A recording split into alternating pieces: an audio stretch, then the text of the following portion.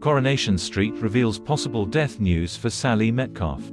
She realizes that Stephen could have killed Tim. Coronation Street's Sally Metcalfe fears that her husband Tim is dead next week after he goes missing following his latest rose with Stephen Reed. Sally's mind goes into overdrive as rumors spread around Weatherfield that Stephen may have killed 3 people. In next week's episodes, Tim resumes his attempts to investigate Stephen's sinister secrets. When Brian Packham mentions that Stephen has taken an unusual interest in the local canal dredging project, Tim links this to the villain's recent shifty behavior. Tim goes snooping around the canal and is terrified as a corpse's hand floats to the surface. The cabbie rushes back to his car and calls 999 to report his discovery, but he's interrupted when Stephen pops up in the back of the vehicle. Stephen tries to strangle Tim with a tie to silence him forever.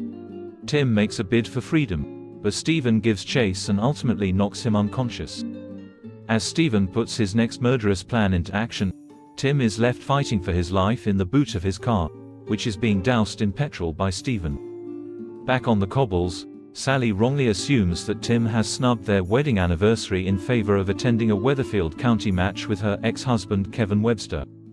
It's only the following day that Kevin gets a chance to set the record straight, telling Sally that Tim didn't attend the match with him and Kirk Sutherland. Later in the day, gossip spreads around the street that Stephen may have been responsible for the deaths of Leo Tompkins, Teddy Tompkins and Rufus Donahue. Tim's mum Elaine Jones explains that Stephen appears to have murdered anyone who got in his way. Sally points out that Tim was one such person, and he's nowhere to be found. As Sally worries that Tim could be dead, could her worst fears be realized?